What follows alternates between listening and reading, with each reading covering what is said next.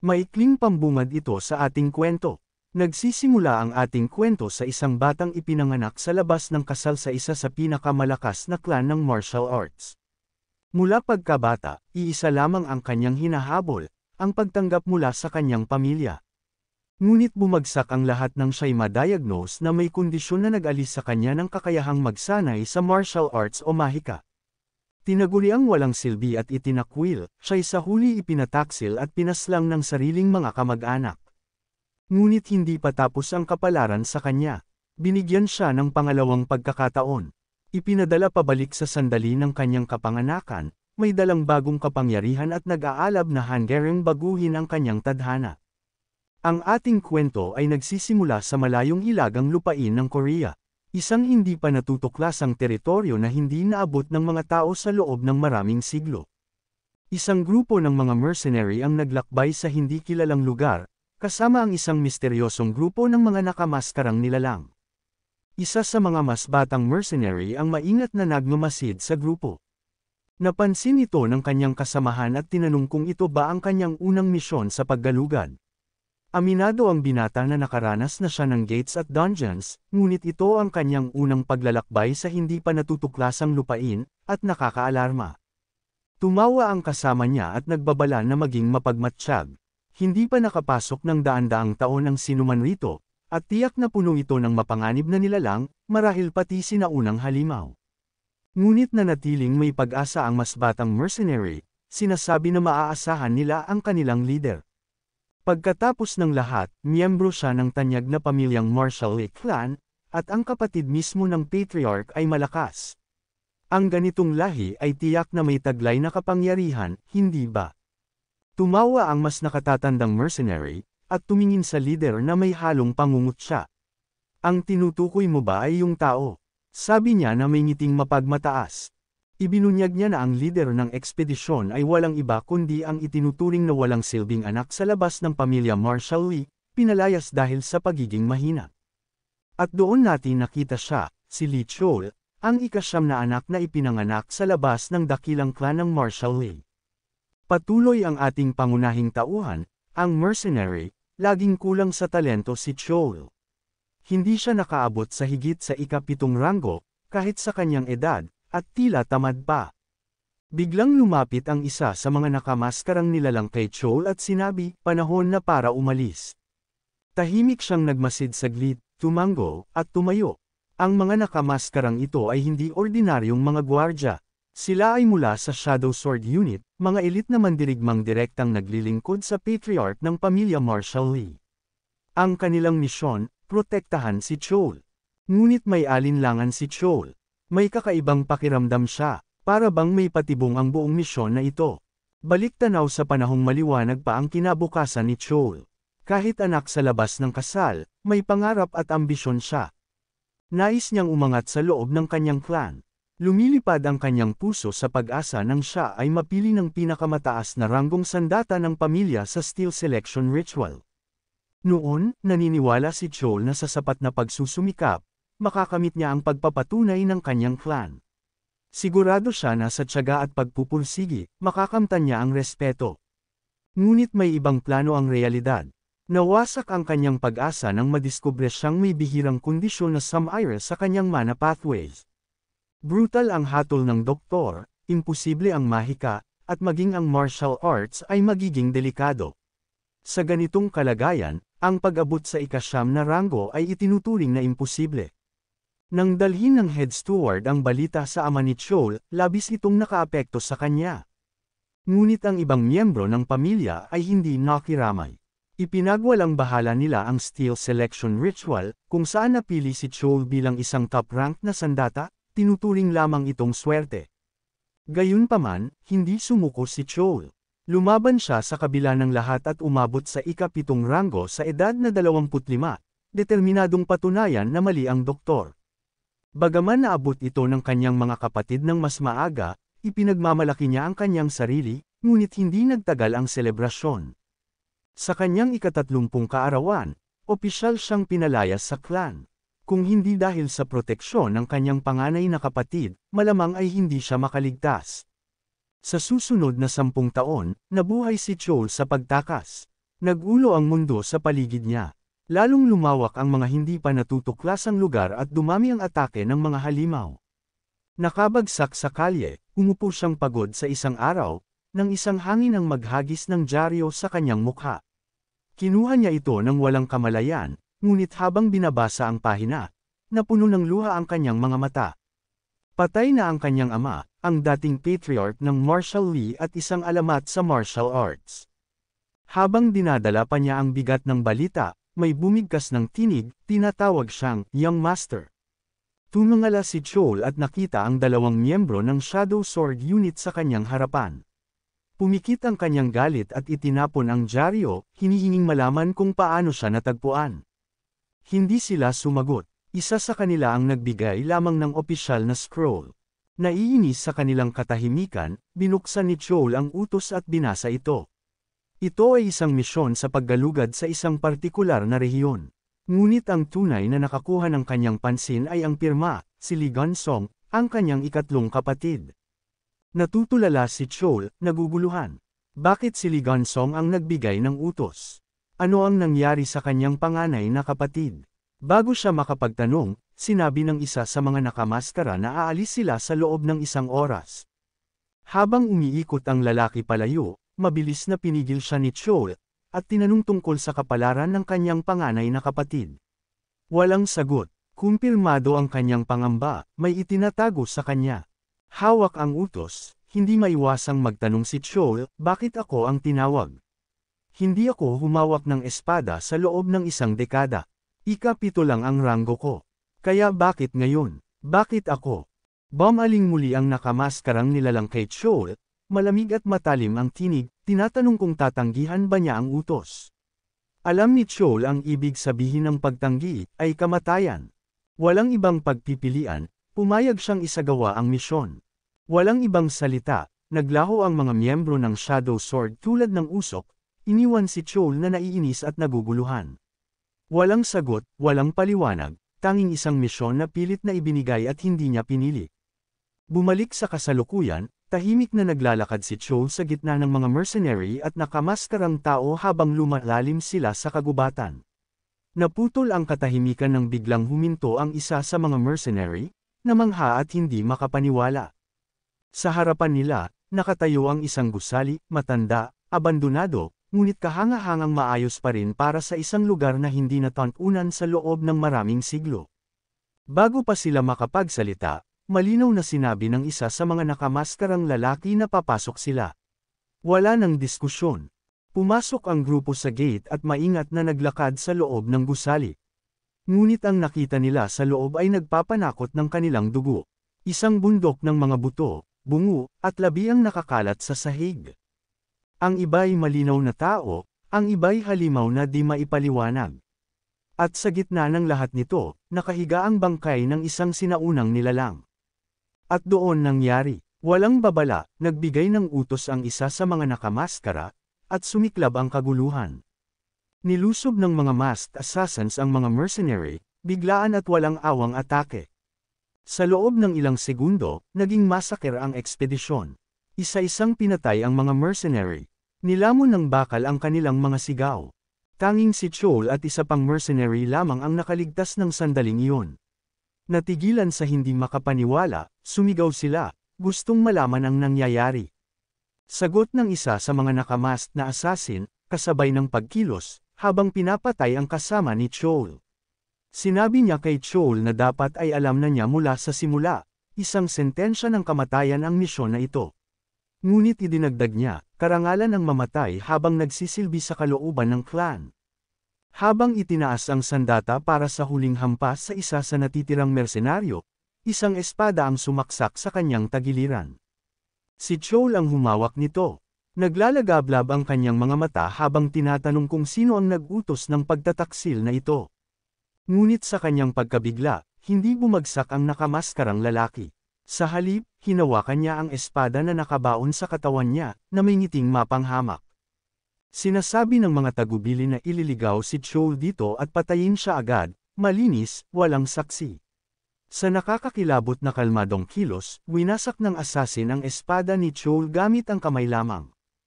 At dumating ang huling hampas.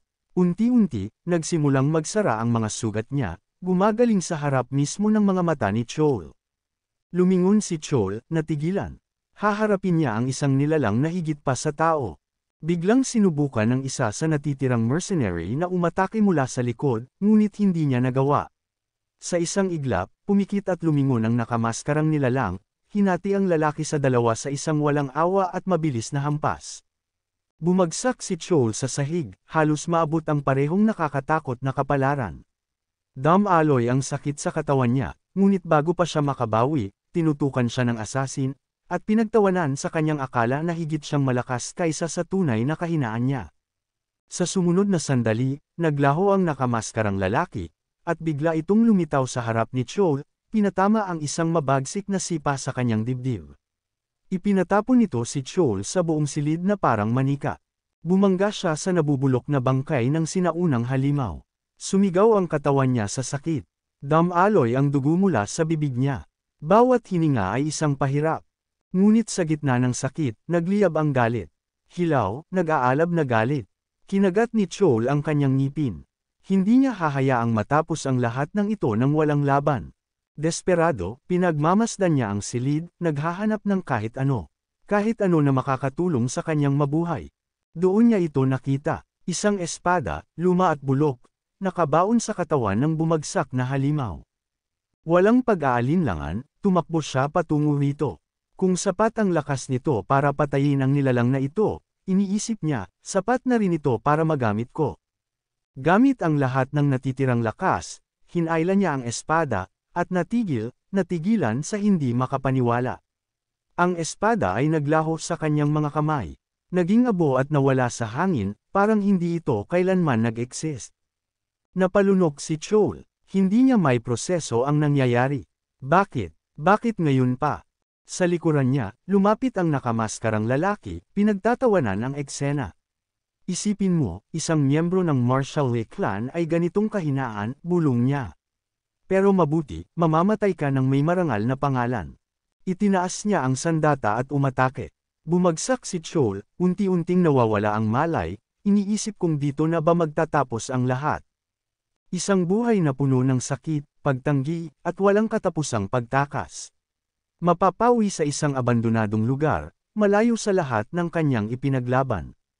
Habang lumulubog sa kamatayan, patuloy na naglaho ang natitirang bahagi ng espada, kumakalat na parang abo. Sa sandaling iyon, isang tinig ang umalingaw sa dilim. Isang tinig na nagpahinto kay Chol. Ang batang ito ba ay anak ni Yujung? Boses ng kanyang ama. Biglang bamuka ang mga mata ni Chol. Nakita niya ang kanyang ama, buhay, bata, at kausap ang head steward. Nagtanong ang ama ni Chol kung ano ang nangyari kay Yujung. Tahimik na sumagot ang steward na patay na si Yujung nang matagpuan nila siya. Nagulo ang isip ni Chol. Dapat patay na ang kanyang ama. Pati ang steward. Ngunit narito silang parehong mukhang mas bata ng ilang dekada. Sinubukan niyang tumawag, ngunit nang maabot niya sila, muli siyang natigilan. Maliit ang kamay niya. Masyadong maliit. Lumapit siya at nakita ang katotohanan, ang kanyang sariling kamay noong siya'y sanggol pa lamang. Napatigil si Chol, hindi makapaniwala. Ito ba ay kamatayan? Iniisip niya. Ang buhay ko ba ay dumarating sa harap ng aking mga mata? Ngunit narinig niya muli ang ama niya. Bata, magandang pangalan iyon para sa kanya. Sinabi rin niya sa steward na mag-assign ng lingkod at ilang Shadow Force members para bantayan ang bata. At sa ganoong paraan, nagsimula muli ang lahat. Iniutos na maghanda para sa steel selection ceremony kasama ang ikawalong anak. Tumango ang steward at tinanggap ang utos, ngunit may inihain na alalahanin. Ang dalawang bata ay masyadong bata pa. Ang ikawalong anak ay ilang buwan lamang ang mas matanda. Ngunit itinaboy ng leader ng martial law clan, ama ni Chol, ang alalahanin. Walang problema, sabi niya ng walang emosyon. Dahil dito, lalo pang napatigil si Chol. Pagkatapos lamang umalis ng kanyang ama, nakahinga siya muli. Ang presensya lamang ng lalaki ay nagdala ng matinding bigat, raw na kapangyarihan at kontrol. Matagal na simula't huli mula nang huling makita ni Chol ang kanyang ama. Ngunit ang epekto ay nanatili. Mag-isa na muli, nagsimulang magnilay si Chol. Totoo ba ito? Ang lahat ng nakapaligid sa kanya ay napakalinaw, napakatotoo. Hindi ito alaala, hindi ito panaginip. Ang pag-uusap na iyon ay talagang nangyari. Ngunit sinusubukan pa rin niyang kumbonsihin ang sarili na hindi ito totoo. Dahil kung ito ay totoo, siya'y muling ibinalik sa kanyang masakit na nakaraan. Lumipas ang mga buwan, umusad ang panahon, at dumating din ang araw. Sa loob ng prestihiyosong Marshall Lake Clan, magsisimula na ang Steel Selection Ritual. Ito ang araw na pipiliin ng mga sandata kung sino sa mga batang tagapagmana ang tatangkilikin nila. Noon ay maraming sandata ang pumili sa kanyang ama, kaya nakuha nito ang titulong pinakamagaling na espada ng kanyang kapanahunan.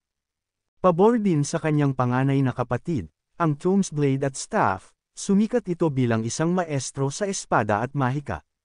Ngayon, nasa kanya naman ang pagkakataon. Ramdam ni Chol ang unti-unting pagtaas ng pressure, masikip, walang humpay. Ngunit bago siya tuluyang malunod sa mga pag-iisip na iyon, pumasok sa silid ang kanyang katulong na si Gawa, umiingay sa ngiti. Young Master, handa na po kayo, bungad nito ng masigla. Maingat niya itong pinakilos at pinupuri, humahanga sa pagkakalma at katahimikan ng bata sa kabila ng bagong mundo na dinarianan nito. Malakas ka, bata, sabi niya nang may pag-aaruga. Sigurado akong magdadala ng magaganda ang seremonya para sa'yo. Nasa maliwanag na landas ka, Chol. Si Gawa ay higit pa sa isang katulong. Siya ang nag-iisang nagpakita ng pag-aalaga sa kanya, umiyak para sa kalungkutan niyang hindi napansin ng iba. Sa nakaraan, siya'y pinalayas mula sa mansyon dahil sa malupit na mga plano ng mga nakatatandang kapatid ni Chol. Ngayong pagkakataon, hindi iyon mangyayari. Tahimik na ipinangako ni Chol sa sarili, paprotektahan niya si Gawa, anuman ang mangyari. Sa puntong iyon, pumasok ang isa pang katulong at nag-ulat na handa na ang lahat, oras na para umalis. Sa parehong sandali, dumating ang steward kay Patriarch Lee Jae-shin, at nag-ulat, tapos na ang mga paghahanda. Walang delayed, panahon na. Naglalakad si Lee Jae-shin patungo sa ceremonial grounds, sinundan ng mga bata, at ng kani-kanilang kasamang tagapaglingkod. Pagdating nila sa malawak na lugar, punong-puno na ng mga miyembro ng clan at mga manunood, kumalat ang mga bulong-bulong. Lahat ng mata ay nakatuon kay Chol, ang batang mula sa labas ng clan, isang anak na ipinanganak sa labas ng kasal. Misteryo ang kanyang pinagmulan, maliban sa isang bagay na hindi mapapasinungalingan, siya ang anak ng pinuno ng clan. Sa mga manunood, nagsimulang mangalabog ang mga matatanda. Naroon sina Lady Baek Hwayon, ang matriarch ng clan, si Lee Jae-hong ang minister ng clan, ang panganay na si Lee Mayong-jung, at ang ikatlong anak na si Lee Gon-song. Nagbunyi si Mayong-jung na may halong hindi makapaniwala, hindi niya maalala na may dumadalo kailanman sa Steel Selection Ritual sa ganitong murang edad. Sinuportahan ni Gon-song ang obserbasyon, worry kakaiba ang lahat. Paano napasama sa seremonya ang isang di kilalang kapatid? Ngunit hindi makaalis ang kanilang mga mata kay Chol. Sa gitna ng atensyon, lumakad ang Patriarch Lee Jae-shin, at itinaas ang tinig, opisyal niyang binuksan ang Steel Selection Ceremony. Inutusan niya ang isang attendant na ilabas ang ikawalong anak, si Lee Hua, na napili para sa ritual. Maingat na ipinakita ang batang babae. Kinuha ni Lord Jae-shin ang isang maliit na kumikinang na blade mula sa kanyang bulsa. Hinawakan niya ang maliit na kamay ni Hua, at iniwang mababaw na hiwa sa kanyang fingertip. Napahagulhol ang bata sa sakit, umiiyak, matay puno ng takot at pagkalito. Ngunit nagpapatuloy ang ritual. Mga sandaling iyon, nanahimik ang madlan nang magsimulang kumislap ang isa sa mga kagalang-galang na espada, ang Ivory Sword. Pinili nito si Hua. Ang obra ng sandatang iyon, hindi pa nagamit ng mga naunang henerasyon, tumugon lamang sa kanya. Itinaas ni Lord Jae-shin ang blade at inanunsyo na mula ngayoy pag-aari na ni Hua ang espada. Nagalak ang mga attendant at dumagsa upang batiin si Lady Baek Hwayon, nang umiti ng may mahinahong pagmamalaki at tinanggap ang papuri. Muling tumunog ang tinig ni Lord Jae-shin, panahon na para sa ritual ng batang si Chol. Muling bumaliktad ang mga bulong-bulungan. Ang anak na ipinanganak sa labas, paano siya pinayagang lumahok sa sagradong okasyon? Ang pagkalito at pagtutol ay kumalat tulad ng apoy. Hindi pinansin ng patriarch ang mga bulong. Nagpatuloy siya sa seremonya. Malumanay niyang kinuha ang kamay ni Chol, at gumawa ng isang maliit na hiwa sa daliri nito. Napilas ang bata sa sakit, ngunit hindi umiyak. Napansin ng patriarch ang tahimik na lakas ni Chol, at pinapalo ito ng bahagya sa ulo, isang salitang walang salita na papuri. Nakatayo si Chol na tila nakapirmi, pansamantalang napabalik ang isip niya sa nakaraang buhay. Ang espada na umangkin sa kanya noon ay ang Clear Echo, isa sa mga maalamat na heavenly rank sword. Ngunit alam niya ngayon, ibang buhay iyon. Walang garantiya ang mga nakaraang tagumpay sa panibagong pagkakataong ito. Nananabik ang mga matang nagmamasid. Nagmamasid ng maingat si Jae-hong mula sa leleyan, malay sa pagkakakomportable ng madla sa presensya ng isang dilehitimong bata sa ritual. Hindi may kakaila ang paghamak na nararamdaman ng iba. Mukha ring nanlalamig ang ekspresyon ni Lady Baek Hwayon. Subalit hindi ikinagulat ni Jae-hong ang pag-iral ng bata, hindi naman kakaiba ang pagkakaroon ng anak na ipinanganak sa labas ng kanyang kapatid. Ang nagpapalungkot sa kanya ay ang mabagsik na landas na naghihintay kay Chol sa loob ng clan, pahirap, pinaglalagyan ng hadlang. Hindi maganda ang tsansa para sa kanya. Habang tumitindi ang tensyon, lumakad si Head Elder Lee Chol Jung pasulong. Ang kanyang presensya ay nagpatahimik muli sa madla. Kitang-kita ang kakaibang pagtutok niya kay Chol, nagbigay ng maingat na paggalang si Jae-hong. Ngunit hindi mabasa ang mukha ng matanda, tanging isang damdamin ng pag-aalinlangan ang nadarama. Tumuloy ang matanda at tanong niya ng diretsyo, ito ba ang batang dinala ng patriarch? Tumango si Jae-hong. Oo, natuklasan siya ng Shadow Sword Squad at ibinalik sa estate. Naguluhan ang elder. Bakit dinala ang isang dilehitimong batang walang kilalang pinagmulan at pinayagang lumahok sa sagradong ritual? Sandali siyang tumigil, saka nagsimulang umunat ng balikat. Ngunit anuman, kung sinusubok ng patriarch ang bata mismo, sino sila para magtanong? Gayunpaman, sa palagay niya, walang kahalagahan ang ritual para sa isang batang tulad nito. Ang huling pahayag na iyon ang nakaantig ng galit. Nagngangalit ang kamao ni Minister Jae-hong. Ano ba ang tinutukoy ninyo? Matalim niyang wika. Bahagyang yumuko ang elder at sumagot ng may pag-iingat, walang intensyon na mang-insulto. Nagsasalita lamang ako mula sa aking karanasan. Ako rin ay ipinanganak sa labas ng pangunahing dugo. Walang sandatang pumili sa akin. Karaniwan ang kapalaran para sa mga gaya natin, ang dilehitimong anak ay dapat malaman ang kanyang lugar. Ito na ang huling patak para kay Jae-hong. Pumaimbulog siya, sumabog ang boses niya, tumagos sa katahimikan ng madla, sapat na. Hindi ko napagtitiisang marinig pa ito. Ngunit bago pa man tuluyang kumalat ang mga salita ni Jae-hong sa paligid, isang nakakasilaw na liwanag ang sumabog mula sa ceremonial altar. Napatigil ang lahat, natulala sa tindi ng liwanag. Namutla ang mukha ng matanda. Nakatingin siya sa mga sandatang kumikislap, tila hindi makapaniwala sa nakikita. Maging si Jae-hong ay napatigagal, ang mga matay nanlaki sa gulat. Ngunit unti-unti, ang pagkabigla ay napalitan ng paghanga, pagkatapos ay pagmamataas. Hindi ito totoo, bulong niya. At, gayon paman, nangyayari ito. Lalong lumiwanag ang altar, ang mga sandata ay nagniningning na parang mga bituin. Ang Sangwon Spirit Spear, Iron Welded Blade, pati ang mga relic na Divine Sword Maho, at Divine Crossbow Responsive Dragon, lahat ay tumutugon. Maging ang mga banal na relikya na dati nang may mga piniling amo ay biglang nagising, tila hinihila ng presensya ni Chol. Tahimik ang buong clan, hindi makapaniwala sa kanilang nasasaksihan. Ang mga mandirigmang nakatatanda ay mahigpit na hinawakan ng kanilang mga sandata, ngunit ang mga ito'y nanginginig sa kanilang mga kamay, tumutugon sa batang dati itinato ng lahat. Si Lee Mayong-jung, ang panganay na kapatid, ay napatitig. May makapaniwala bang nakikita natin ito? Tanong niya, halatang hindi makapaniwala. Ang batang iyon, baka mas malaki pa ang kakayahan niya kaysa sa inakala natin. Tumango si Gonsong sa tabi niya. Mukhang ganun nga. Muling umalangaw-ngaw ang mga bulong-bulungan, halong duda, paghanga, at takot. Paano nagawa ng isang anak sa labas na magdulot ng ganitong tugon mula sa mga sandatang alamat? Ngunit bago pa lumakas ang ingay, tumaas ang tinig ng patriarch, malamig ngunit may awtoridad. Ang batas ay malinaw, aniya.